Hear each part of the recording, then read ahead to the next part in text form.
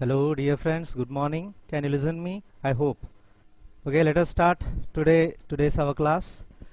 എല്ലാവർക്കും ബോട്ടണിയുടെ second year ക്ലാസ്സിലേക്ക് സ്വാഗതം. ഇന്നൊരു ഇൻട്രോഡക്ടറി ക്ലാസ്സാണ് നാം സ്റ്റാർട്ട് ചെയ്യുന്നത്. ഈ വർഷം നമുക്ക് 8 ചാപ്റ്റേഴ്സ് ആണ് പഠിക്കുവാനുള്ളത്. എത്രയാണ്? 8 ചാപ്റ്റേഴ്സ് ആണ് പഠിക്കുവാനുള്ളത്. ഞാൻ ആദ്യം തന്നെ ആ 8 ചാപ്റ്റേഴ്സിൻ്റെ പേരും അവയുടെ സ്കീം ഓഫ് മാർക്സും തരുന്നതായിരിക്കും. ആദ്യത്തെ ചാപ്റ്ററിൻ്റെ പേരാണ് റിപ്രൊഡക്ഷൻ ഇൻ ഓർഗാനിസംസ്. ഈ ചാപ്റ്ററിൽ നിന്നും 2 മാർക്കാണ് ബോർഡ് പരീക്ഷയ്ക്ക് വരുന്നത്. ആദ്യത്തെ ചാപ്റ്ററിൻ്റെ പേരെന്താണ്? Reproduction in organisms. എത്ര മാർക്ക് ആ ചാപ്റ്ററിനുള്ളത്? 2 മാർക്കാണുള്ളത്. രണ്ടാമത്തെ ചാപ്റ്ററിൻ്റെ പേരാണ് sexual reproduction in flowering plants. ഏതാണ് രണ്ടാമത്തെ chapter? Sexual reproduction in flowering plants. ഈ ചാപ്റ്ററിൻ്റെ മാർക്സ് ആണ് 5 മാർക്സ് ആണ് ഈ ചാപ്റ്ററിനുള്ളത്. ഏറ്റവും കൂടുതൽ മാർക്കുള്ള ഒരു ചാപ്റ്ററാണ് രണ്ടാമത്തെ ചാപ്റ്റർ. ഒരുപാട് ചോദ്യങ്ങൾ അതിനകത്ത് നിന്ന് ചോദിക്കാൻ സാധ്യതയുള്ളതാണ്. മൂന്നാമത്തെ ചാപ്റ്ററിൻ്റെ പേരാണ് strategies four enhancement in food production. ഈ ചാപ്റ്ററിൽ നിന്നും 3 മാർക്കാണ് ഉള്ളത്. നാലാമത്തെ ചാപ്റ്ററിൻ്റെ പേരാണ് ബയോടെക്നോളജി പ്രിൻസിപ്പിൾസ് ആൻഡ് പ്രോസസ്സസ്. ഈ ചാപ്റ്ററിൽ നിന്നും 4 മാർക്കാണ് വരിക. അടുത്ത ചാപ്റ്ററാണ്, അഞ്ചാമത്തെ ചാപ്റ്ററാണ് ബയോടെക്നോളജി ആൻഡ് ഇറ്റ്സ് ആപ്ലിക്കേഷൻ. ഈ ചാപ്റ്ററിൽ നിന്നും 4 മാർക്ക് തന്നെയാണ് പരീക്ഷയിൽ വരിക. അടുത്ത ചാപ്റ്ററിൻ്റെ പേരാണ് ഓർഗാനിസംസ് ആൻഡ് പോപ്പുലേഷൻ. ഈ ചാപ്റ്ററിൽ നിന്നും 4 മാർക്ക് തന്നെയാണ് പരീക്ഷയ്ക്കുള്ളത്. ഇനി സെക്കൻഡ് ലാസ്റ്റ് ചാപ്റ്ററിൻ്റെ പേരാണ് ഇക്കോസിസ്റ്റം. ഇക്കോസിസ്റ്റം 4 മാർക്കിനാണ് പരീക്ഷയിൽ ചോദിക്കാറ്. ലാസ്റ്റ് ചാപ്റ്ററിൻ്റെ പേരാണ് എൻവയോൺമെന്റൽ ഇഷ്യൂസ്. ഈ ചാപ്റ്ററിൽ നിന്നും 4 മാർക്കാണ് ഉള്ളത്. ടോട്ടൽ എത്രയായി? 30 മാർക്സിനാണ് നമ്മുടെ ബോട്ടണി ഉള്ളത്. 30 മാർക്സിന് സൂലോജി. 30 മാർക്സിൻ്റെ സ്കീമാണ് ഞാനിപ്പോൾ പറഞ്ഞത്. Okay, let us start. ആദ്യത്തെ ചാപ്റ്ററിന്റെ പേരാണ് റിപ്രൊഡക്ഷൻ ഇൻ ഓർഗാനിസംസ്. ഏതാണ് ആദ്യത്തെ ചാപ്റ്റർ? Reproduction in organisms. അപ്പോൾ ഈ ചാപ്റ്ററിൽ നമ്മൾ ആദ്യം ഒരു ഇൻട്രോഡക്ടറി സെക്ഷൻ ആണ് പഠിക്കുന്നത്. ആ ഇൻട്രോഡക്ടറി സെക്ഷനിൽ നമ്മളൊരു ബ്രാഞ്ച് ഓഫ് ബയോളജിയെ കുറിച്ചാണ് പഠിക്കുന്നത്. ആ ബ്രാഞ്ച് ഓഫ് ബയോളജിയുടെ പേരാണ് embryology. Embryology is the branch of biology that deals with the study of embryo. എന്താണ് embryology? Embryology is the branch of biology that deals with the study of embryo. Embryo എന്ന് പറഞ്ഞാൽ എന്താ? ഭ്രൂണം. Embryo എങ്ങനെയാണ് തയ്യാറാവുന്നത്? Embryo ഫെർട്ടിലൈസേഷനിലൂടെയാണ് തയ്യാറാവുന്നത്. എന്താണ് fertilisation? The process of fusion of male and female gametes. ഫെർട്ടിലൈസേഷനിൽ ആദ്യം തന്നെ എംബ്രയോ തയ്യാറാകുന്നുണ്ടോ? ഇല്ല. പിന്നെ എന്താ തയ്യാറാവുന്നേ?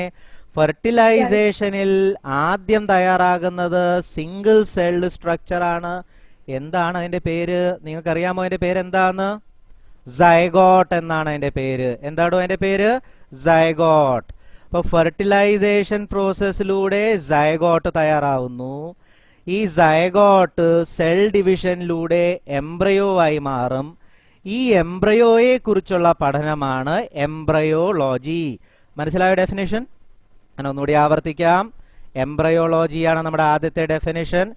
എംബ്രയോളജിയുടെ ഡെഫിനിഷനാണ് the branch of biology that deals with the study of embryo.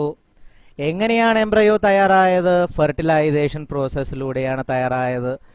എന്താണ് fertilisation? The process of fusion of male and female gamete. ആദ്യം തയ്യാറായത് എന്താണ്? സൈഗോട്ടാണ്. പിന്നീടാണ് ആര് തയ്യാറായത്? എംബ്രയോ.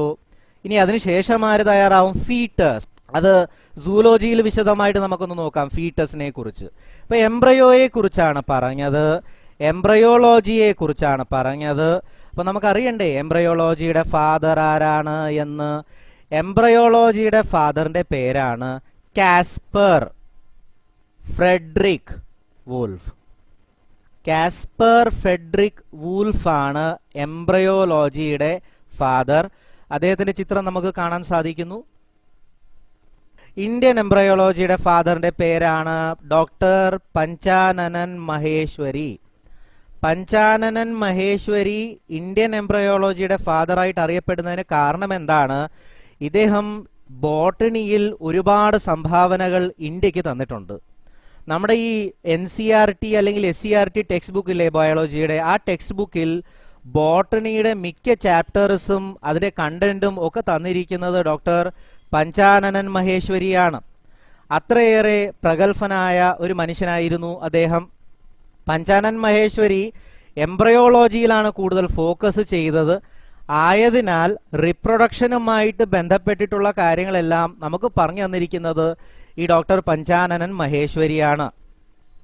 ഇദ്ദേഹത്തിന് കിട്ടിയിട്ടുള്ള രണ്ടാമത്തെ ഖ്യാതി അല്ലെങ്കിൽ രണ്ടാമത്തെ ഫെയിം അതെന്താണെന്നറിയാമോ? Second FRS in botany from India. FRSന്റെ full form fellowship of Royal Society London. അതായത് ഇന്ത്യയിൽ നിന്നും ബോട്ടണിയിൽ രണ്ടാമത്തെ ശാസ്ത്രജ്ഞനാണ് ഡോക്ടർ പഞ്ചാനനൻ മഹേശ്വരി FRS കിട്ടുന്നത്. FRS കിട്ടുന്ന രണ്ടാമത്തെ ശാസ്ത്രജ്ഞനാണ് ഡോക്ടർ പഞ്ചാനനൻ മഹേശ്വരി. എന്താണോ FRSന്റെ ഫുൾ ഫോം? ഫെലോഷിപ്പ്. F എന്ന് പറഞ്ഞാൽ എന്താ? ഫെലോഷിപ്പ്. R എന്താണ്? Royal. Fellowship of Royal society. R എന്ന് പറഞ്ഞാൽ റോയൽ സൊസൈറ്റി. ലണ്ടൻ. ലണ്ടനിലുള്ള ഒരു ഫെലോഷിപ്പ് പ്രൊവൈഡ് ചെയ്യുന്ന ഇൻസ്റ്റിറ്റ്യൂട്ടാണ്. ഈ നൊബൽ പ്രൈസ് ഒക്കെ വരുന്നതിന് മുൻപ് തന്നെ ഇതുണ്ട്. അപ്പൊ ആദ്യകാലം മുതൽ ബയോളജിയിൽ പ്രധാന കണ്ടുപിടുത്തങ്ങൾ നടത്തുന്നവർക്ക് ഈ ഒരു ഫെലോഷിപ്പ് കൊടുത്തു വരുന്നു. അപ്പോൾ വളരെ പ്രസ്റ്റീജിയസ് ആയിട്ടുള്ള ഒരു ഫെലോഷിപ്പാണ് ഈ ലണ്ടനിലെ സൊസൈറ്റി കൊടുക്കുന്നത്. അപ്പൊ അത് കിട്ടുക എന്ന് പറഞ്ഞാൽ ചെറിയ കാര്യമൊന്നുമല്ല. പഞ്ചാനൻ മഹേശ്വരി രണ്ടാമത്തെ ആളാണ് ഇന്ത്യയിൽ നിന്നും FRS കിട്ടുന്നത്. അപ്പൊ ചോദ്യം വരും, ആദ്യത്തെ ആരെങ്കിലും ഉണ്ടോ ബോട്ടണിയിൽ നിന്നും FRS കിട്ടിയത്? ഉണ്ട്. ആദ്യത്തെ സയന്റിസ്റ്റിന്റെ പേരാണ് ബീർബൽ സഹനി. ബീർബൽ സഹനി ആദ്യത്തെ FRS ആണ്. ഇന്ത്യയിൽ നിന്നും ബോട്ടണിയിൽ ആദ്യമായിട്ട് FRS കിട്ടുന്നത് ആർക്കാണ്? ബീർബൽ സഹനിക്കാണ് ആദ്യമായിട്ട് FRS കിട്ടുന്നത്. ബീർബൽ സഹാനിയെ വേറെ ഒരു തരത്തിലും കൂടി വിശേഷിപ്പിക്കുന്നുണ്ട്, father of Indian palaeobotany. Father of Indian palaeobotany, അതാണ് ബീർബൽ സഹാനിക്കുള്ള മറ്റൊരു വിശേഷണം. Father of Indian palaeobotany. ഇപ്പൊ 3 ശാസ്ത്രജ്ഞരുടെ പേരാണ് ഞാൻ പറഞ്ഞത്. 3 പേരുടെയും പേര് നിങ്ങൾ കേട്ട് കാണും, നിങ്ങൾക്ക് മനസ്സിലായി കാണുമെന്ന് വിശ്വസിക്കുന്നു. ഞാൻ ഒന്നുകൂടി ആവർത്തിക്കാം. നമ്മൾ ഏത് ബ്രാഞ്ച് ഓഫ് ബയോളജിയുടെ ചർച്ചയാണോ നടത്തുന്നത്? ഏത് ബ്രാഞ്ച് ഓഫ് ബയോളജിയാണ്? എംബ്രയോളജി. എന്താണ് embryology? The branch of biology that deals with the study of embryo. എങ്ങനെയാണോ എംബ്രയോ തയ്യാറായത്? By the process of fertilisation. എന്താണ് fertilisation? Fusion of male and female gamete. ആദ്യം തയ്യാറായ സ്ട്രക്ചറിന്റെ പേരെന്താണ്? സൈഗോട്ട്. സൈഗോട്ട് സെൽ ഡിവിഷനിലൂടെ എന്തായി മാറി? എംബ്രയോ ആയി മാറി. ഈ എംബ്രയോയെ കുറിച്ചുള്ള വിശദമായ പഠനങ്ങൾ ഇന്ത്യയിൽ നടത്തിയത് ആരാണ്? ഡോക്ടർ പഞ്ചാനനൻ മഹേശ്വരി. അതുകൊണ്ട് അദ്ദേഹത്തെ ഇതിന്റെ ഫാദറായിട്ടാണ് കണക്കാക്കേണ്ടത്. ഇന്ത്യൻ എംബ്രയോളജിയുടെ ഫാദറായിട്ടാണ് അദ്ദേഹത്തെ കണക്കാക്കേണ്ടത്. എന്നാൽ ഇന്റർനാഷണലി ഫാദർ ഓഫ് എംബ്രയോളജി ആരാണ്? കാസ്പർ ഫ്രെഡറിക് വൂൾഫാണ് ഇന്റർനാഷണൽ ആയിട്ട് ഫാദർ ഓഫ് എംബ്രയോളജി ആയിട്ട് അറിയപ്പെടുന്നത്. ഇന്ത്യൻ ഫാദർ ഓഫ് എംബ്രയോളജി ആരാണ്? പഞ്ചാനനൻ മഹേശ്വരി. ആരെയാണ് പാലിയോ ബോട്ടണിയുടെ ഫാദർ ആയിട്ട് അറിയപ്പെടുന്നത്? Paleo botany, PALEO, paleo botany. അതെന്താണ് പാലിയോ ബോട്ടണി? ഈ ഫോസിൽസിനെ കുറിച്ചുള്ള പഠനമൊക്കെ നമ്മൾ കേട്ടിട്ടില്ലേ? അതിനെ പാലിയന്റോളജി എന്നാ വിളിക്കേണ്ടത്. പാലിയന്റോളജി എന്ന് പറഞ്ഞാൽ എന്താ? ഫോസിൽസിനെ കുറിച്ചുള്ള പഠനമാണ്. ഇവിടെ പാലിയോ ബോട്ടണിയാണ്, അതായത് ചെടികളിൽ വെച്ച് ഫോസിൽസിനെ കുറിച്ചുള്ള പഠനത്തെയാണ് പാലിയന്റോളജി അല്ലെങ്കിൽ പാലിയോ ബോട്ടണി എന്നൊക്കെ നമ്മൾ വിശേഷിപ്പിക്കുന്നത്. ഇതിന്റെ ഫാദറാണ് ഡോക്ടർ ബീർബൽ സഹാനി. ഇദ്ദേഹമാണ് ആദ്യത്തെ FRS. ആദ്യത്തെ ഇന്ത്യയിൽ നിന്നുമുള്ള ബോട്ടണിയിലെ FRS ആണ് ബീർബൽ സഹാനി. ഞാനൊന്നുകൂടി റിപ്പീറ്റ് ചെയ്യാം. ചാപ്റ്ററിന്റെ പേരെന്താ? Reproduction in organisms. Scheme of മാർക്സിൽ ഇതിന് എത്ര മാർക്കാണ് കൊടുത്തിരിക്കുന്നത്? 2 മാർക്കാണ്. 30-ൽ 2 മാർക്കേ ഉള്ളൂ ഈ ചാപ്റ്ററിന്. പക്ഷേ പ്രധാനപ്പെട്ട ചാപ്റ്ററാണ്, കാരണം ഈ ചാപ്റ്ററിന്റെ തുടർച്ചയാണ് അടുത്ത ചാപ്റ്റർ. അതായത് 7 മാർക്ക് റീപ്രൊഡക്ഷൻ എന്ന് പറയുന്ന ചാപ്റ്ററിന് തന്നെ നമ്മുടെ ബോട്ടണിയിലുണ്ട്. പിന്നെ സൂലോജിയിലും 2 ചാപ്റ്റർ കിടപ്പുണ്ട്. അതിനവിടെയും മാർക്കിംഗ് സ്കീം അതുപോലെ കൊടുത്തിട്ടുണ്ട്. അതുകൊണ്ട് 2 മാർക്കേ ഉള്ളൂ, നമ്മൾ അവഗണിച്ച് കളയാം എന്നങ്ങനെ കരുതരുത്. നമുക്ക് ചാപ്റ്ററിന്റെ യഥാർത്ഥ കണ്ടന്റിലേക്ക് കടക്കാം. Ready? Okay, let us start. ചാപ്റ്ററിൽ നമ്മൾ ആദ്യം പഠിക്കേണ്ട ഡെഫിനേഷൻ ആണ് ലൈഫ് സ്പാൻ. ചാപ്റ്ററിൽ ആദ്യമായിട്ട് പഠിക്കേണ്ട ഡെഫിനേഷൻ ആണ് ലൈഫ് സ്പാൻ. എന്താണ് ലൈഫ് സ്പാൻ? ഇതിന്റെ മലയാള അർത്ഥം എന്താണ്? ലൈഫ് സ്പാന്റെ മലയാള അർത്ഥം എന്താണ്? ആയുർ ദൈർഘ്യം എന്നാണ് നമ്മൾ ലൈഫ് സ്പാനെ വിളിക്കേണ്ടത്. എന്താണോ ലൈഫ് സ്പാനെ വിളിക്കേണ്ടത്? ആയുർ ദൈർഘ്യം. ആയുർ ദൈർഘ്യം എന്ന് പറഞ്ഞാൽ ആയുസ് എന്നും നമുക്ക് പറയാം. എന്താണ് ഈ ലൈഫ് സ്പാൻ?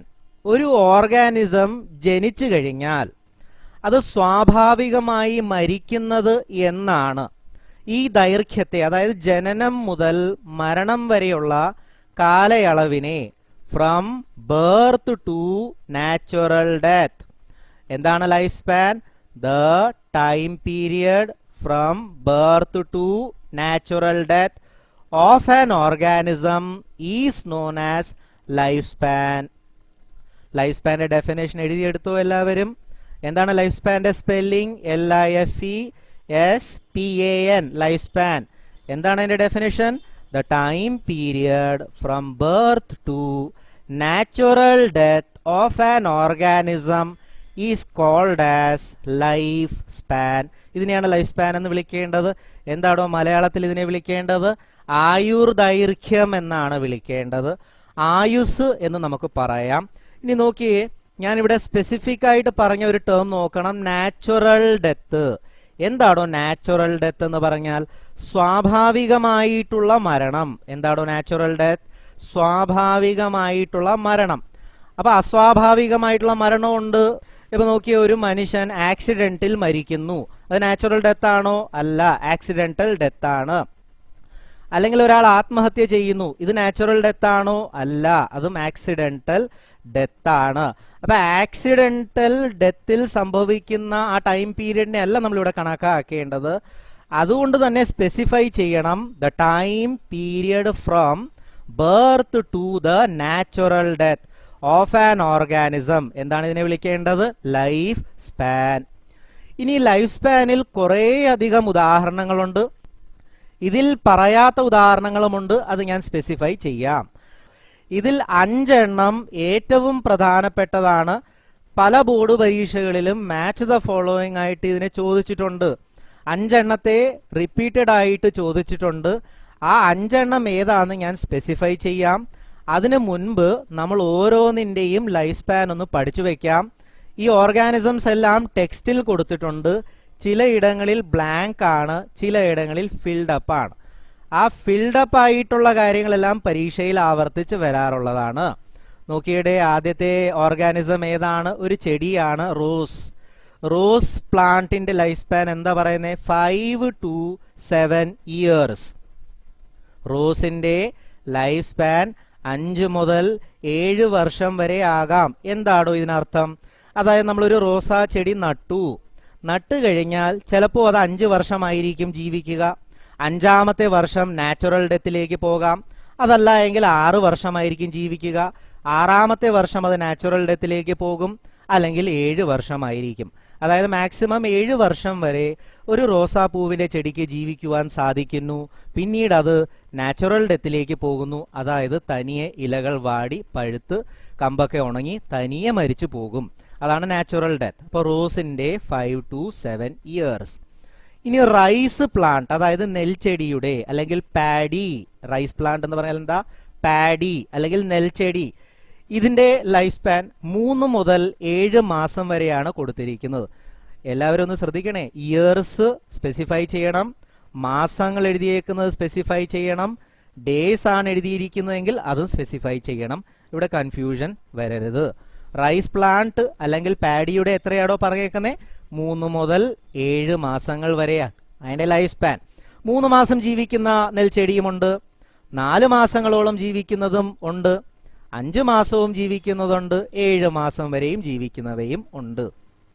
ഇനി ചെടികളിൽ വെച്ച് തന്നെ ഏറ്റവും കൂടുതൽ ആയുസ് കാണിക്കുന്ന ഒരു മരമാണ് ബാനിയൻ ട്രീ, ആൽമരം. ഇവിടെ നോക്കിയേ 400+ ഇയേഴ്സ് ആണ് കൊടുത്തിരിക്കുന്നത്. അതായത് ആൽമരത്തിന്റെ ആയുസ് നിങ്ങൾക്ക് കാണാം. നമ്മുടെ ചുറ്റിനൊക്കെ ആൽമരങ്ങൾ നമുക്ക് കാണാൻ സാധിക്കുന്നു. പല സ്ഥലങ്ങളിൽ വലിയ തടിയായിട്ടല്ലേ ഇത് നിൽക്കുന്നത്. ഈ ആൽമരങ്ങൾ ചിലപ്പോൾ 400 വർഷം പ്രായമുള്ളവയായിരിക്കും, 500 വർഷമുള്ളവയായിരിക്കും. 1500 വർഷം പഴക്കമുള്ള ആൽമരത്തെ കണ്ടെത്തിയിട്ടുണ്ട്. ശ്രീലങ്കയിൽ ഒരു ആൽമരം 2500 വർഷം പഴക്കമുള്ളതൊക്കെയാണെന്നാണ് പറയപ്പെടുന്നത്. അപ്പോൾ ആൽമരമാണ് ഏറ്റവും കൂടുതൽ കാലം ലൈഫ് സ്പാൻ കാണിക്കുന്നത്, അല്ലെങ്കിൽ കൂടുതൽ കാലം ജീവിച്ചിരിക്കുന്നത്. ഇനി അടുത്ത ഉദാഹരണം ബനാനയുടെ കാര്യമാണ്. ബനാന, വാഴ. നമ്മളിവിടെ കൊടുത്തിരിക്കുന്ന ലൈഫ് സ്പാൻ 2 to 3 ഇയേഴ്സ് ആണ്. എന്നാൽ യഥാർത്ഥത്തിൽ നമ്മളൊരു വാഴ വിത്ത് നട്ട് കഴിഞ്ഞാൽ അതൊരു 3 മാസം കൊണ്ട്, അതിന് വെള്ളവും വളവും ഒക്കെ കൊടുത്തു കഴിഞ്ഞാൽ അതൊരു 3 മാസം കൊണ്ട് തന്നെ നന്നായിട്ട് വളർച്ച പ്രാപിക്കും. ഈ 3-4 മാസം കഴിയുമ്പോൾ അതിൽ കൊല വീഴും. ഈ കൊല നമുക്കറിയാലോ, ഒരു വെട്ടമേ ഒരു വാഴ കായ്ക്കത്തുള്ളൂ. പിന്നീട് അതിന്റെ ലൈഫ് സ്പാൻ എൻഡ് ആവുകയാണ് ചെയ്യുന്നത്. ആ കൊല മെച്ചോറായി കഴിഞ്ഞാൽ പിന്നെ നമ്മളത് വെട്ടിക്കഴിഞ്ഞാൽ ആ വാഴ ജീവിച്ചിരിക്കില്ല. അതിന്റെ വിത്തുകളാണ് പിന്നെ ഉണ്ടാവുന്നത്. അപ്പൊ ബനാന ട്രീ ഇവിടെ 2 to 3 ഇയേഴ്സ് ആണ് കൊടുത്തിരിക്കുന്നതെങ്കിലും ശരാശരി പറയപ്പെടുന്നത് അതിന്റെ ലൈഫ് സ്പാൻ 1 വർഷത്തിനുള്ളിൽ എൻഡ് ആവും. പിന്നെ അതിന്റെ പ്രൊജിനിയും കൂടിയുടെ ലൈഫ് സ്പാൻ കൂടി നമ്മൾ അളക്കുകയാണെങ്കിൽ 2 to 3 ഇയേഴ്സ് വരെയൊക്കെ എടുക്കാം. പക്ഷേ ഒരു ബനാന പ്ലാന്റിന്റെ ലൈഫ് സ്പാൻ ആണ് നമ്മൾ പറയുന്നതെങ്കിൽ അതിനെ നട്ട് കഴിഞ്ഞാൽ, അതിന്റെ വിത്തിനെ പറിച്ചെടുത്ത് നട്ട് കഴിഞ്ഞാൽ അതൊരു 3 മാസം വരെ നല്ല വളർച്ച പ്രാപിക്കും. പിന്നെ ഒരു 4-5 മാസം ഒക്കെ ആകുമ്പോഴത്തേനും അതിനകത്ത് കൊല വീഴും. ആ കൊലയ്ക്ക് മെച്ചോർ ആവാൻ ഒരു 3 മാസം കൂടി വേണ്ടി വരും. അപ്പോൾ 1 വർഷം സമയത്തിനുള്ളിൽ അതിന്റെ ലൈഫ് സ്പാൻ എൻഡ് ആവുന്നതായിട്ടാണ് ജനറലി കാണുന്നത്. ഓക്കെ. ഇനി ഡോഗിന്റെ ലൈഫ് സ്പാനും ഞാൻ ഇവിടെ 22 ഇയേഴ്സാണ് കൊടുത്തിരിക്കുന്നത്. പക്ഷെ ആവറേജ് ലൈഫ് സ്പാൻ ഞാനൊന്ന് പറഞ്ഞേക്കാം. ഈ ആവറേജ് ഡോഗിന്റെ ലൈഫ് സ്പാൻ ആണ് 10 to 25 ഇയേഴ്സ്. എത്രയാണ്? 10 to 25 ഇയേഴ്സ്. പൊതുവായിട്ടുള്ള റിസർച്ചിൽ കണ്ടെത്തിയിട്ടുള്ളത് ഒരു 13 വരെയൊക്കെ ഇതിന്റെ ലൈഫ് സ്പാൻ നിലനിൽക്കുന്നു എന്നതാണ്. ഡോഗിന്റെ ലൈഫ് സ്പാൻ ഒരു 13 വരെയൊക്കെ നിലനിൽക്കുന്നതായിട്ട് കണ്ടെത്തിയിട്ടുണ്ട്. അതുകൊണ്ട് നിങ്ങൾക്ക് ആവറേജ് ലൈഫ് സ്പാൻ, ചില ഡോഗ്സ് ഉണ്ട് 11 വർഷം ജീവിക്കും, 12 വർഷം ജീവിക്കുന്നു, 18 വർഷം ജീവിക്കുന്നുണ്ട്. ഹൈബ്രിഡ് ഡോഗ്സ് ഒക്കെ 25 വർഷം വരെയും ജീവിക്കാം. അതുകൊണ്ടാണ് നമ്മൾ ഈ average life span 10 to 25 years എന്ന് പറയുന്നത്. അടുത്തത് ബട്ടർഫ്ലൈയുടെ ലൈഫ് സ്പാൻ ആണ്. നോക്കിയേ, 1 മുതൽ 2 ആഴ്ചകൾ വരെയാണ് ബട്ടർഫ്ലൈയുടെ ലൈഫ് സ്പാൻ. 1 to 2 വീക്സ്, ആഴ്ചകൾ മാത്രമാണ് അത് ജീവിക്കുക. അടുത്തത് ഫ്രൂട്ട് ഫ്ലൈക്ക് മറ്റൊരു പേരാണ് ഡ്രോസോഫീല. ഫ്രൂട്ട് ഫ്ലൈക്ക് മറ്റൊരു പേരെന്താണ്? ഡ്രോസോഫീല. ഫ്രൂട്ട് ഫ്ലൈയുടെ ലൈഫ് സ്പാൻ 2 ആഴ്ചകളാണ് കൊടുത്തിരിക്കുന്നത്. എത്രയാണ്? 2 ആഴ്ചകൾ. അതല്ല എങ്കിൽ 14 ദിവസം വരെയാണ് ഇത് ജീവിക്കുക. ഫ്രൂട്ട് ഫ്ലൈയുടെ ലൈഫ് സ്പാൻ. നോക്കിയേ, പാരറ്റിന്റെ ലൈഫ് സ്പാൻ ആണ് അടുത്തത്. പാരറ്റിന്റെ ലൈഫ് സ്പാൻ 140 വർഷങ്ങളാണ് കാണുന്നത്. Parrot can live up to 140 years. പാരറ്റിന്റെ ലൈഫ് സ്പാൻ നോക്കി, നല്ല ദൈർഘ്യമുള്ള ലൈഫ് സ്പാൻ ആണ് നമ്മളിപ്പോൾ ആനിമൽസിൽ കണ്ടതിൽ വെച്ച്. അടുത്തത് ക്രൊക്കോഡോയിലിന്റെ ലൈഫ് സ്പാൻ നോക്കി, 60 വർഷങ്ങളാണ്. ക്രൊക്കോഡോയിൽ എത്ര വർഷങ്ങളാണ് ജീവിക്കുന്നത്? 60 വർഷങ്ങൾ, 60 ഇയേഴ്സ്. അടുത്തത് കുതിരയുടെയാണ്. ഹോഴ്സിന്റെ ലൈഫ് സ്പാൻ ആണ് 40 to 50 ഇയേഴ്സ്.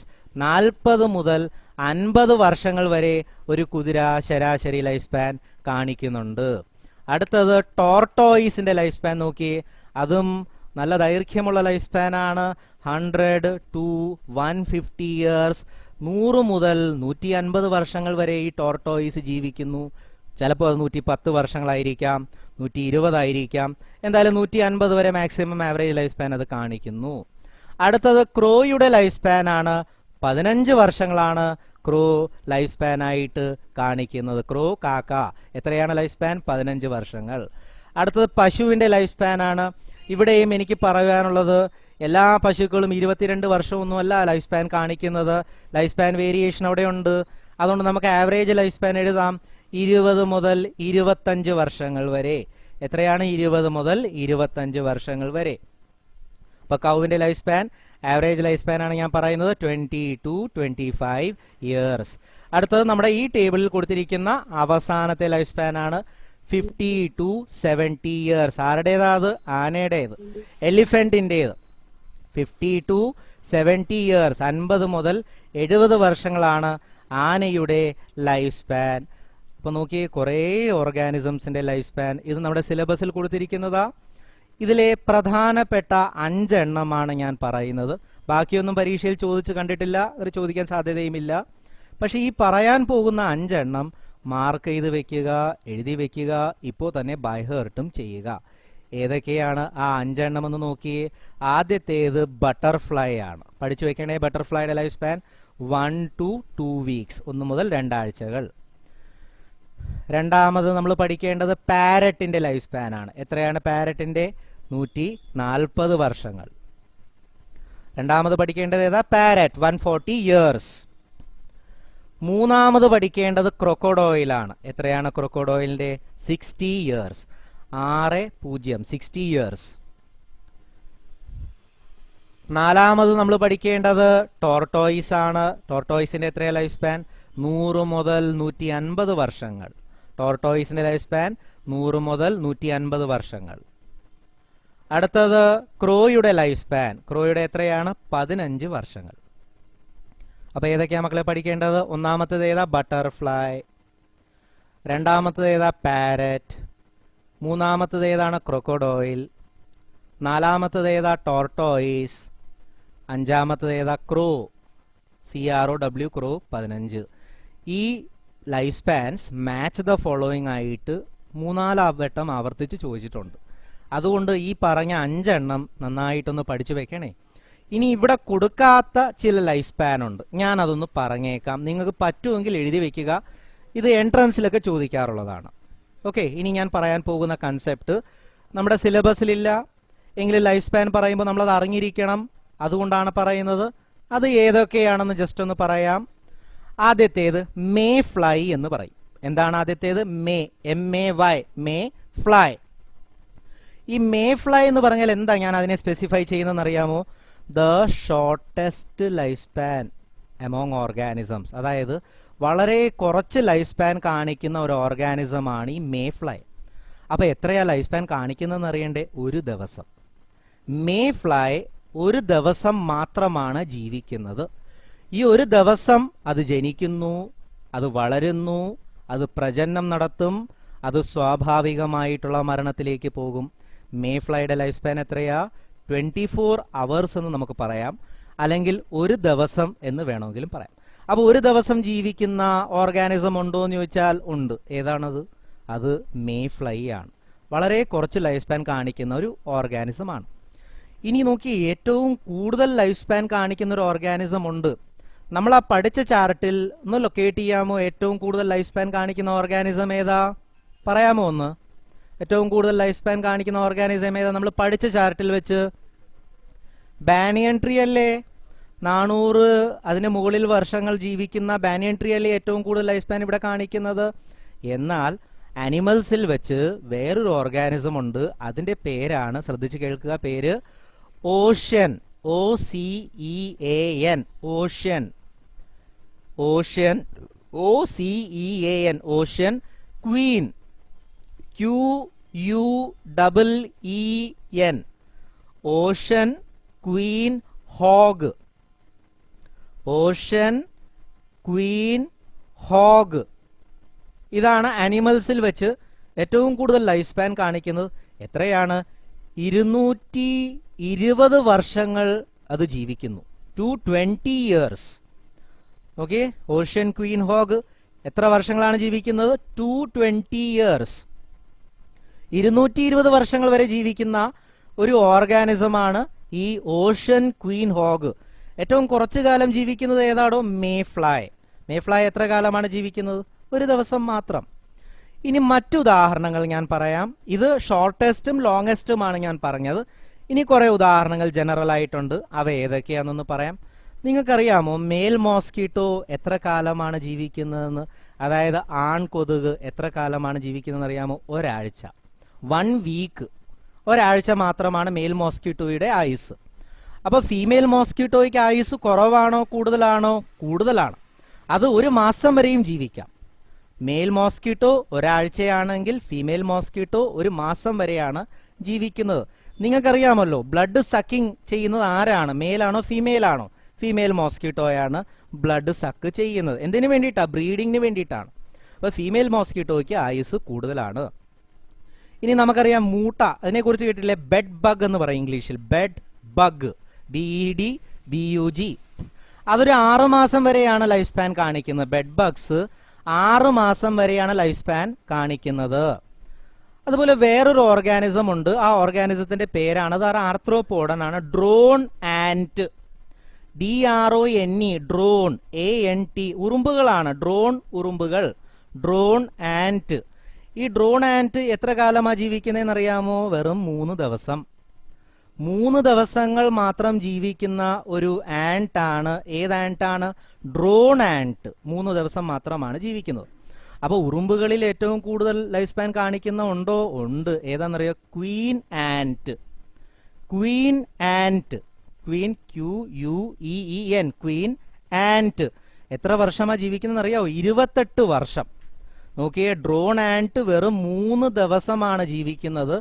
അതിനെ നമ്മൾ കമ്പയർ ചെയ്ത് ക്വീൻ ആന്റുമായിട്ട് നോക്കുമ്പോൾ അത് 28 വർഷമാണ് ജീവിക്കുന്നത്. അപ്പോൾ ലൈഫ് സ്പാൻ നോക്കിയേ, ആൻഡ്സിൽ വെച്ച് തന്നെ ജീനസ് സ്പീഷീസിനെ സ്പെസിഫൈ ചെയ്യുമ്പോൾ നല്ല വേരിയേഷൻ അവ കാണിക്കുന്നുണ്ട്. ക്വീൻ ആന്റ് 28 വർഷങ്ങൾ ജീവിക്കുന്നു, എന്നാൽ ഈ പറയുന്ന ഡ്രോൺ ആന്റ് 3 ദിവസങ്ങൾ മാത്രമാണ് ജീവിക്കുക. അടുത്തത് വേറൊരു ഓർഗാനിസം ഉണ്ട്, അതിന്റെ പേരാണ് ഗാസ്ട്രോട്രിക്. ഏതാണ്ട് ഓർഗാനിസംസ്? Gastro, GASTROTRICH, ഗാസ്ട്രോട്രിക്. എന്താണ് ഗാസ്ട്രോട്രിക്കിന്റെ പ്രത്യേകത അറിയാവോ? വെറും 3 ദിവസങ്ങളാണ് ഇതും ജീവിക്കുന്നത്. ഗാസ്ട്രോട്രിക്കും ലൈഫ് സ്പാൻ 3 ദിവസങ്ങളാണ് കാണിക്കുന്നത്. ഇപ്പം മെയിൽ മോസ്കിറ്റോയുടെ പറഞ്ഞു, അതേപോലെ ഫീമെയിൽ മോസ്കിറ്റോയുടെ പറഞ്ഞു, ഷോർട്ടസ്റ്റ് ലൈഫ് സ്പാൻ്റെ കാര്യം പറഞ്ഞിട്ടുണ്ട്, ലോങ്ങസ്റ്റ് ലൈഫ് സ്പാൻ പറഞ്ഞിട്ടുണ്ട്.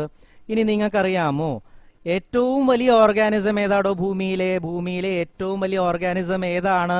ബ്ലൂ വെയിൽ അല്ലേ, നീലത്തിമിംഗലമല്ലേ? ഈ നീലത്തിമിംഗലത്തിന്റെ ആവറേജ് ലൈഫ് സ്പാൻ ആണ് 90 ഇയേഴ്സ്. 90 വർഷം വരെയും ഈ നീലത്തിമിംഗലം ജീവിക്കുന്നതായിട്ട് കണ്ടെത്തിയിട്ടുണ്ട്. ലോങ്ങസ്റ്റ് ലൈഫ് സ്പാനിൽ നീലത്തിമിംഗലം വരുന്നില്ല, പിന്നെ ആരാ വരുന്നത്? ഓഷ്യൻ ക്വീൻ ഹോഗ്, അതാണ് ലോങ്ങസ്റ്റ് ലൈഫ് സ്പാനിൽ വരുന്നത്. അപ്പൊ ബ്ലൂ വെയിലിന്റെ ലൈഫ് സ്പാൻ എത്രയാ? 90 ഇയേഴ്സ്. ഇനി നോക്കി, ഏപ്സിൽ വെച്ച് നമ്മളോട് വളരെ അടുത്ത് സാമ്യത പുലർത്തുന്ന ഒരു ഓർഗാനിസമാണ് ഒറാങ്കുട്ടൻ. ഏതാണ്? Orangutan, ORANGUTAN. ഒറാങ്കുട്ടൻ എത്രയാ ലൈഫ് സ്പാൻ കാണിക്കുന്നതെന്ന് അറിയാമോ? 45 ഇയേഴ്സ് ആണ് ഒറാങ്കുട്ടന്റെ ലൈഫ് സ്പാൻ. ഒറാങ്കുട്ടൻ എത്രയാ ലൈഫ് സ്പാൻ കാണിക്കുന്നത്? 45 ഇയേഴ്സ്, 45 വർഷങ്ങളാണ് ഒറാങ്കുട്ടന്റെ ലൈഫ് സ്പാൻ. അപ്പം ഞാൻ കുറേ അധികം out of syllabus life span പറഞ്ഞിട്ടുണ്ട്. ഇതിൽ ഓഷ്യൻ ക്വീൻ ഹോഗിൻ്റെതായാലും മേ ഫ്ലൈയുടേതായാലും ബ്ലൂ വെയിലിൻ്റെതായാലും നമുക്ക് ഈ സെക്ഷനിൽ നിന്ന് എൻട്രൻസ് ഓറിയൻറ്റഡ് ക്വസ്റ്റ്യൻസ് കൂടിയാണ്. ബാക്കിയുള്ള ലൈഫ് സ്പാനിൽ ഞാൻ 5 എണ്ണം പറഞ്ഞിട്ടുണ്ട്. അത് നമ്മുടെ ബോർഡ് പരീക്ഷയിൽ നിങ്ങൾക്ക് വരാവുന്ന ചോദ്യങ്ങളിലാണ് ആ 5 എണ്ണം ഉള്ളത്. ഓക്കെ, അപ്പോൾ ഇത്രയും ഓർഗാനിസംസിൻ്റെ എക്സാമ്പിൾസ് പറഞ്ഞ് നമുക്ക് ലൈഫ് സ്പാൻ ഇവിടെ നിർത്താം. ഇനി ലൈഫ് സ്പാനിൻ്റെ മറ്റൊരു കൺസെപ്റ്റിലേക്ക് നമുക്ക് പോകണം. അതെന്താണെന്ന് വെച്ചാൽ, ഞാനൊരു സ്റ്റേറ്റ്മെൻറ്റ് പറയാം, നിങ്ങളത് പിന്നെ ട്രൂ ആണോ ഫാൾസ് ആണോ എന്ന് ഗസ് ചെയ്യണം. ആ സ്റ്റേറ്റ്മെൻറ്റ് ഇതാണ്. ഞാൻ ആ സ്റ്റേറ്റ്മെൻറ്റ് പറയാം, ഇംഗ്ലീഷിൽ പറയാം. Large organisms will have longer life span. ഇത് ട്രൂ ആണോ ഫാൾസ് ആണോ? Large organisms will have longer life span. എന്തായിരിക്കും ഇതിന്റെ ആൻസർ? ട്രൂ ആണോ ഫാൾസ് ആണോ? അങ്ങനെ ഒരു ബന്ധം ഉണ്ടോടെ? ലാർജ് ഓർഗാനിസംസ്, ഇപ്പൊ നോക്കി, ആഫ്രിക്കൻ എലഫന്റ് കരയിലെ ഏറ്റവും വലിയ ഓർഗാനിസം അല്ലേ? അപ്പൊ ആഫ്രിക്കൻ എലഫന്റിന് വലിയ ബോഡി സൈസാ ഉള്ളത്, അതുകൊണ്ട് അത് കൂടുതൽ കാലം ജീവിക്കണം എന്ന് പ്രകൃതി തീരുമാനിച്ചിട്ടുണ്ടോ? അതല്ലെങ്കിൽ നമുക്കറിയാം ഭൂമിയിലെ ഏറ്റവും വലിയ ഓർഗാനിസം ആണ് ഈ നീലത്തിമിംഗലം, ബ്ലൂ വെയിൽ. അതുകൊണ്ട് അത് കൂടുതൽ കാലം, ഏറ്റവും കൂടുതൽ കാലം ഈ നീലത്തിമിംഗലം അങ്ങ് ജീവിക്കട്ടെ എന്ന് പ്രകൃതി വിചാരിച്ചിട്ടുണ്ടോ? അങ്ങനെയാണെങ്കിൽ ബ്ലൂ വെയിലിന്റെയും ഓഷ്യൻ ക്വീൻ ഹോഗിന്റെയും ലൈഫ് സ്പാൻ നിങ്ങൾ നോക്കിയേ. ഓഷ്യൻ ക്വീൻ ഹോഗ് ഒരു ചെറിയ മത്സ്യത്തിന്റെ അത്ര വലിപ്പമേ ഉള്ളൂ, പക്ഷെ അതിന്റെ ലൈഫ് സ്പാൻ എത്രയാ? ഓഷ്യൻ ക്വീൻ ഹോഗിന്റെ 220 ഇയേഴ്സ്. എന്നാൽ ബ്ലൂ വെയിലിന്റെ എത്രയാണ് ബ്ലൂ വെയിലിന്റെ ഞാൻ പറഞ്ഞത്? 90 years. അപ്പോൾ നോക്കിയേ, വലിയ സൈസുള്ള ബ്ലൂ വെയിലിന് ലൈഫ് സ്പാൻ കുറവാണ്. ചെറിയ സൈസുള്ള നമ്മുടെ ഓഷ്യൻ ക്വീൻ ഹോഗിന്റെ ലൈഫ് സ്പാൻ അതിലും കൂടുതലാണ്. അപ്പം ഞാൻ പറഞ്ഞ സ്റ്റേറ്റ്മെന്റ് തെറ്റാണ്. ഏത് സ്റ്റേറ്റ്മെന്റാണ് ഞാൻ പറഞ്ഞേ? Large organisms will have long lifespan. This statement is wrong. Why this statement is wrong? See, organisms lifespan doesn't depend on their size. Organisms lifespan doesn't depend on their size. സൈസിലല്ല ഓർഗാനിസത്തിന്റെ life span ഉള്ളത്. വേറൊരു ഉദാഹരണം നമുക്ക് easily locate ചെയ്യാം. നമ്മുടെ ടേബിളിൽ, നമ്മുടെ ചാർട്ടിൽ, നിങ്ങൾക്ക് സ്ക്രീനിൽ കാണാവുന്ന ചാർട്ടില്ലേ, അതിനകത്ത് പാരറ്റിന്റെയും ക്രോയുടെയും ലൈഫ് സ്പാൻ ഒന്ന് കമ്പയർ ചെയ്യാമോ? ഈ പാരറ്റും ക്രോയും ഏവ്സിൽ വരുന്നതാണ്, അതായത് പക്ഷികളാണ്. ഈ പക്ഷികളായിട്ട് വരുന്ന പാരറ്റിന്റെയും ക്രോയുടെയും ബോഡി സൈസ് നമ്മൾ കമ്പയർ ചെയ്യുകയാണെങ്കിൽ വളരെ വ്യത്യാസമൊന്നും അവിടെ ഇല്ല. ഉണ്ടോ? വളരെ വ്യത്യാസമൊന്നും നമുക്ക് കാണാൻ സാധിക്കില്ല. ചെറിയ ഫെദർസിന്റെ ഇതിനകത്തെ ഒരു ചെറിയ വ്യത്യാസമുള്ളൂ. അതായത് ബോഡി സൈസ് ആവറേജ് നോക്കുമ്പോൾ ഒരു സിമിലർ ആണ്. പക്ഷെ ലൈഫ് സ്പാൻ നിങ്ങൾ നോക്കിയേ, ക്രോയുടെയും പാരറ്റിന്റെ ലൈഫ് സ്പാൻ എന്താണ്? വളരെ വലിയ വ്യത്യാസം കാണിക്കുന്നു. പാരറ്റിന്റെ 140 വർഷങ്ങളാകുമ്പോൾ ക്രോയുടെ വെറും 15 വർഷങ്ങളാണ്. അപ്പൊ എന്തിനു വേണ്ടിയിട്ടാണ് ഞാൻ ഇത്രയും കാര്യങ്ങൾ പറഞ്ഞത്? ഇവിടെ നമ്മളൊന്ന് മനസ്സിലാക്കണം, life span doesn't depend on body size of an organism. മനസ്സിലായോ എല്ലാവർക്കും?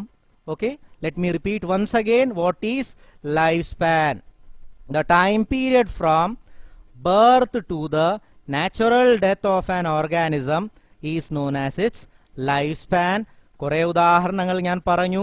മേ ഫ്ലൈ പറഞ്ഞു, ക്വീൻ ആൻഡ് പറഞ്ഞു, ഓഷ്യൻ ക്വീൻ ഹോഗ് പറഞ്ഞിട്ടുണ്ട്, ബ്ലൂ വെയിൽ ഉണ്ട്, ഒറാങ്കുട്ടൻ ഉണ്ട്, ഇല്ലേ? അതേപോലെ നമ്മുടെ ടെക്സ്റ്റിലെ ഉദാഹരണങ്ങളും പറഞ്ഞിട്ടുണ്ട്. ഏതൊക്കെ 5 എണ്ണമാണോ പഠിച്ചു വെക്കേണ്ടത്? ബട്ടർഫ്ലൈയുടെ പഠിക്കുക, പാരറ്റിന്റെ പഠിക്കുക, ക്രൊക്കോഡോയിൽ പഠിക്കുക, ടോർട്ടോയിസ്, ക്രോ. നന്നായിട്ട് ഇതൊന്ന് പഠിച്ചു വെക്കണേ. Okay, now let us continue to our new concept. Next concept, ആ കൺസെപ്റ്റിന്റെ പേരാണ് റിപ്രൊഡക്ഷൻ. ഏതാണ് അടുത്ത കൺസെപ്റ്റ്? റിപ്രൊഡക്ഷൻ.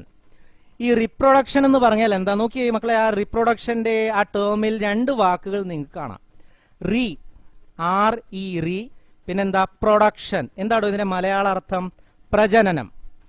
റിപ്രൊഡക്ഷൻ എന്ന് പറഞ്ഞാൽ എന്താ? പ്രജനനം. അപ്പൊ ഇതിലേക്ക് പോകുന്നതിന് മുൻപ് എനിക്ക് അറിയേണ്ട ഒരു ഡെഫിനേഷനാണ് life process.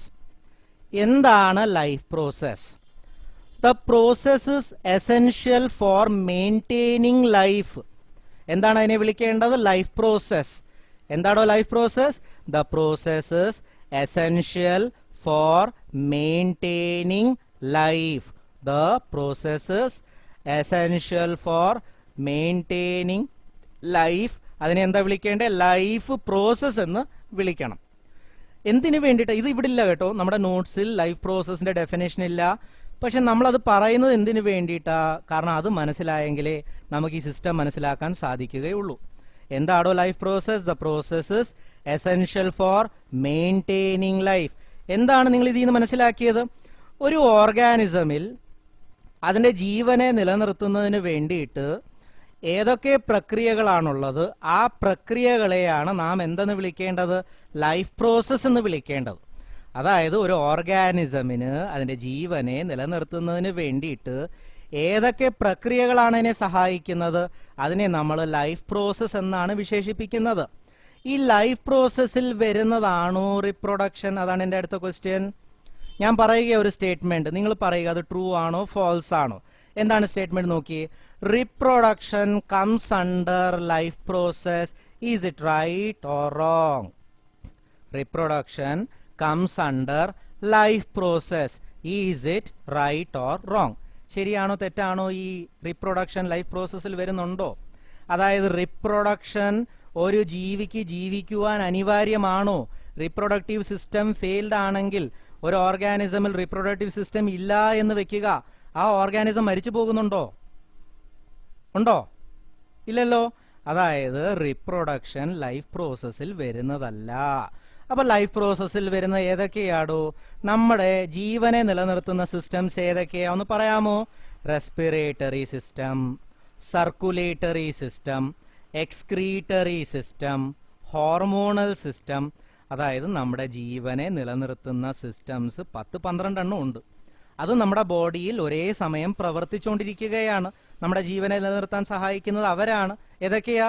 Respiratory system, circulatory system, അതല്ല എങ്കിൽ എൻഡോക്രൈനൽ സിസ്റ്റം, ഹോർമോണൽ സിസ്റ്റം എന്ന് നമുക്ക് അതിനെ പറയാം. സർക്കുലേറ്ററി സിസ്റ്റം ഉണ്ട്, ഡൈജസ്റ്റീവ് സിസ്റ്റം ഉണ്ട്. ഇതെല്ലാം നമ്മുടെ ബോഡിയുടെ ലൈഫ് പ്രോസസ് ആയിട്ടാണ് നാം വിശേഷിപ്പിക്കുന്നത്. അപ്പോൾ എൻ്റെ ചോദ്യം, എന്തുകൊണ്ട് നമ്മൾ റിപ്രൊഡക്ഷനെ ലൈഫ് പ്രോസസ് ആയിട്ട് കണക്കാക്കുന്നില്ല? ആർക്കെങ്കിലും ആൻസർ പറയാൻ പറ്റുന്നുണ്ടോ? Can you answer this question? Why reproduction is not considered as a life process? Just try to answer it. അതിന്റെ ആൻസർ ഇങ്ങനെയാണ്. ലൈഫ് പ്രോസസ് ഞാൻ പറഞ്ഞു എന്താണ്? ലൈഫിനെ മെയിൻറ്റെയിൻ ചെയ്യാൻ വേണ്ടുന്നതാ.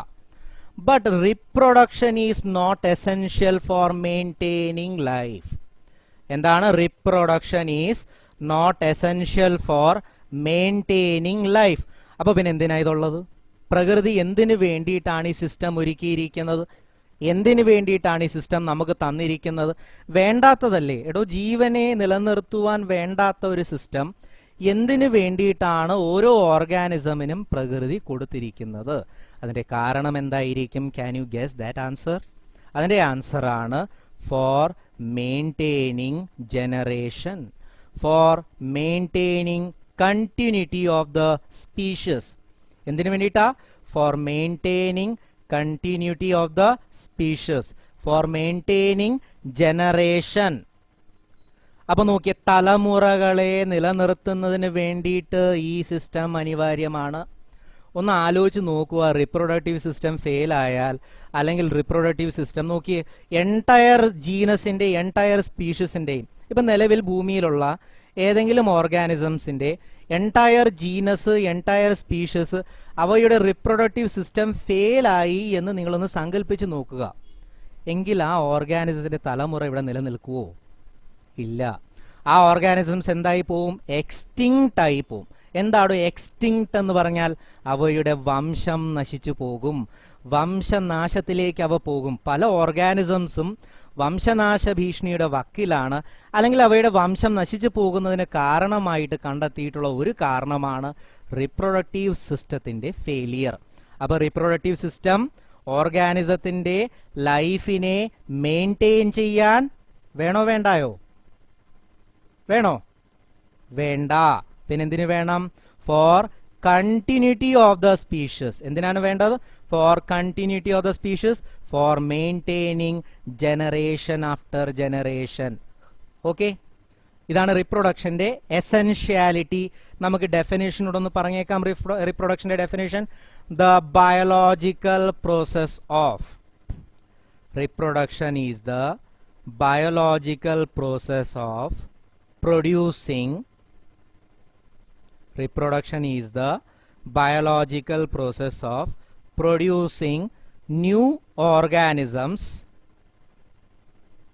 or offsprings. എന്താടോ offspringsന്റെ spelling? OFFSPRINGS, or offsprings, or progeny, PROGENY. അപ്പൊ 3 terms അവിടെ പറഞ്ഞിട്ടുണ്ട്. ഏതെങ്കിലും ഒന്ന് എഴുതിയാൽ മതി. നോക്കിയേ, ഒന്നുകൂടി ഞാൻ പറയാം. Reproduction is the biological process of producing new organisms or offsprings or progeny. Okay, നിങ്ങൾ വേണമെങ്കിൽ ഇങ്ങനെ എഴുതാം: reproduction is the biological process of producing new organisms. ഇത് എഴുതിയാലും ഡെഫിനേഷൻ ആണ്. അതല്ല, it is the biological process of producing offsprings എന്ന് എഴുതിയാലും ഡെഫിനേഷൻ ആണ്. ഇതാണ് റിപ്രൊഡക്ഷന്റെ ഡെഫിനേഷൻ. ഇതൊരു ലൈഫ് പ്രോസസ് അല്ല. പിന്നെ എന്തിനാണ് വേണ്ടത്? For maintaining the continuity of the സ്പീഷീസിനാണ് ഇത് വേണ്ടത്. റിപ്രൊഡക്ഷൻ 2 ടൈപ്പ് ആണ്. ഏതൊക്കെയാണ് 2 ടൈപ്പ്? ഒന്നാമത്തേത് അസെക്ഷുവൽ റിപ്രൊഡക്ഷൻ. ഏതാണ് ഒന്നാമത്തേത്? Asexual reproduction. Asexual reproduction. രണ്ടാമത്തേതാണ് സെക്ഷുവൽ റിപ്രൊഡക്ഷൻ. അപ്പോൾ റിപ്രൊഡക്ഷന്റെ 2 ടൈപ്പ്. ഇനി നമ്മൾ കൂടുതൽ വിശദമായ ഭാഗങ്ങളിലേക്ക് പോവുകയാണ്. ഇവിടം മുതൽ അടുത്ത സെക്ഷനിലെ പ്രധാന ചോദ്യങ്ങൾ വരാനുള്ള സാധ്യതയുണ്ട്, ചോദിച്ചിട്ടുണ്ട്. എന്താണ് അസെക്ഷുവൽ റിപ്രൊഡക്ഷനും സെക്ഷുവൽ റിപ്രൊഡക്ഷൻ. എന്താണ് അസെക്ഷുവൽ റിപ്രൊഡക്ഷന്റെ ഡെഫിനിഷൻ അല്ലെങ്കിൽ സ്പെല്ലിംഗ് എന്താണെന്ന് പറയാമോ ആദ്യം? ASEXUAL asexual. രണ്ടാമത്തെ ഏതാ? Sexual. SEXUAL sexual. asexual reproduction and sexual reproduction. asexual reproduction and sexual reproduction. Okay, നമ്മൾ ഇപ്പോൾ ഈ ടൈറ്റിൽ വരെയാണ് പഠിച്ചു നിർത്തിയിരിക്കുന്നത്. അസെക്ഷുവലും സെക്ഷുവൽ റീപ്രൊഡക്ഷൻ വരെയുള്ള ടൈറ്റിലാണ് ഇപ്പോൾ നിൽക്കുന്നത്. നമുക്ക് അടുത്ത ക്ലാസ്സിൽ ഇതിന്റെ കണ്ടിന്യൂഷൻ, അതായത് ഞാനൊരു ടേബിൾ പറയും, അസെക്ഷുവലിനെയും സെക്ഷുവലിനെയും എങ്ങനെ ഡിഫറൻഷിയേറ്റ് ചെയ്യിക്കാം, അതിനെ ഡിഫറൻഷിയേറ്റ് ചെയ്യിക്കുന്ന ഒരു 5 പോയിന്റ് എങ്കിലും ഞാൻ തരും. ഓക്കെ, അടുത്ത ക്ലാസ്സിലായിരിക്കും ഈ ഡിഫറൻസ് ഞാൻ പറയുന്നത്. 5 ഡിഫറൻസ് പറയും, ക്ലോൺസ് എന്താണെന്ന് പറയും, വേരിയേഷൻ എന്താണെന്ന് ഞാൻ പറയുന്നുണ്ട്. ഇവയെല്ലാം പറഞ്ഞിട്ടായിരിക്കും അടുത്ത ക്ലാസ് നമ്മൾ കണ്ടിന്യൂ ചെയ്യുന്നത്. ഇന്ന് പഠിച്ച ഭാഗങ്ങൾ എല്ലാവരും നന്നായിട്ട് പഠിക്കുമെന്ന് വിശ്വസിക്കുന്നു. അപ്പോൾ ഞാൻ എൻ്റെ ക്ലാസ് വൈൻഡപ്പ് ചെയ്യുകയാണ്. എല്ലാവർക്കും നമസ്കാരം. Stay healthy. Have A nice day. Thank you. Bye bye.